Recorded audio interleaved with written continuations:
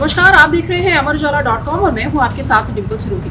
मैं हाजिर हूं लेकर एक ऐसी बड़ी वारदात जो हमारे समाज के सख्त रीति रिवाजों पर बड़े सवाल खड़े करती है। कहने को बेटियां चांद छू रही हैं, लेकिन बेटियों के हाल ऐसे भी हैं कि उन्हें अपने ही घर की दहलीज लांघने से पहले 100 बार सोचना पड़ता है। झूठी आन बान और शान की खातिर न जाने कितनी ही बेटियां मौत की भेंट चढ़ जाती हैं। झूठी आन बान और शान की खातिर मेरठ की एक और बेटी मौत की भेंट चढ़ गई।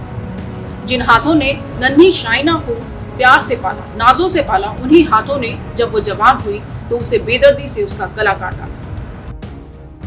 शाइना का कसूर सिर्फ इतना था कि उसे एक लड़के से मोहब्बत हो गई थी, जिस पर वह भरोसा करती थी, उसी के साथ जिंदगी गुजारना चाहती थी, उससे शादी करना चाहती थी, लेकिन परिवार को ये मंजूर नहीं। समाज के सख्त रीति रिवाजों के आगे उसकी एक न चली। उसके अपने ही उसकी जिंदगी के दुश्मन बन बैठे। शाइना प्रेमी से निकाह करना चाहती थी, लेकिन परिजनों ने उसका रिश्ता कहीं और तय कर दिया था। शाइना ने अपने माँ पिता और भाई से दूसरे युवक से शादी न करने के लिए खूब मिन्नतें की, लेकिन किसी ने उसकी एक न सुनी। शाइना की जिंदगी परिजनों की इज्जत से शायद बढ़कर नहीं थी। यही कारण था कि जिस पिता ने उसे गोद में खिलाया, उसी ने उसका सिर धड़ से अलग कर उसे मौत के घाट उतार दिया। जिस माँ ने उसे जन्म दिया, जिस भाई के साथ वो खेल कूद कर बड़ी हुई, उन्होंने भी उसका साथ नहीं दिया। बुधवार को 6 दिन बाद पुलिस ने युवती की पहचान कर ली। दरअसल लिसाड़ीगेट थाना पुलिस और एसओजी इस केस की तहकीकात में जुटी हुई थी। इसी दौरान मुखबिर की एक कॉल ने इस तहकीकात को आसान कर दिया। मुखबिर ने बताया कि शाइना का प्रेमी उसे बुरी तरह ढूंढ रहा है। कई दिन तक बात न होने के कारण शाइना के साथ अनहोनी की आशंका प्रेमी ने जताई और पुलिस के मुखबिर को फोन पर यह सूचना दी।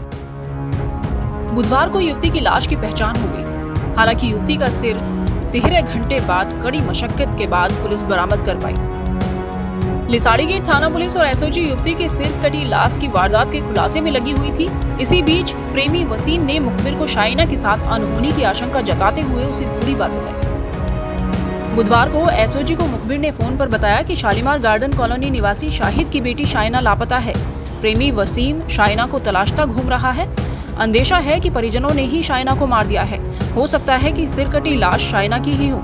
बस इसके बाद पुलिस की तफ्तीश आसान हो गई। शाइना की हत्या के बाद कातिल पिता ने हर वो सबूत मिटाना चाहा जिससे उसकी पहचान हो। उसने पुलिस पूछताछ में बताया कि सबसे पहले रात के 2:30 बजे उसने सोती हुई बेटी के मुंह में कपड़ा ठूसा और जिस छुरे से बकरीद पर पशुओं की कुर्बानी दी थी, उसी छुरे से बेटी की गर्दन को रेत दिया।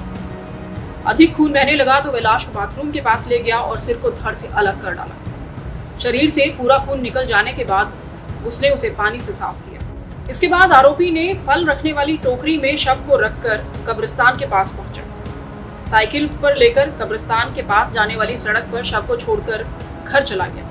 आरोपी पिता इस पूरी वारदात को अंजाम देने के बाद वापस घर पहुंचा और जिस छुरे से उसने बेटी की गर्दन काटी थी उसे भी छिपा दिया। पुलिस के लिए भी ये मामला बड़ी चुनौती बन रहा था, क्योंकि धड़ से सिर गायब था, इसलिए पहचान का कोई सबूत वहां नजर नहीं आ रहा था। ऐसे में हजारों कैमरा फुटेज देखी गई, हजारों मोबाइल फोन खंगाले गए, लेकिन कोई सुराग हाथ नहीं लग सका। लिसाड़ीगेट थाना क्षेत्र में हुई इस सनसनीखेज वारदात ने जहां कई सवाल उठाए, तो वहीं बेटी की हत्या करने वाले पिता को इस वारदात का कोई पछतावा नहीं था।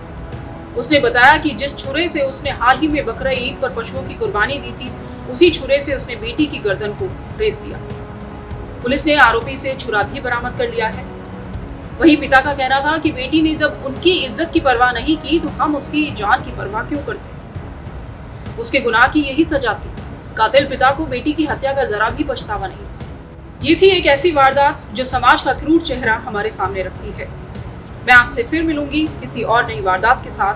तब तक के लिए देखते रहिए अमरउजाला.com। डाउनलोड करें अमर उजाला ऐप और पाएं खबरें लगातार। अगर आप ये वीडियो YouTube पर देख रहे हैं तो हमारे चैनल को सब्सक्राइब करें और बेल आइकन को दबाना ना भूलें। अगर आप Facebook पर ये वीडियो देख रहे हैं तो हमारे पेज को लाइक करें।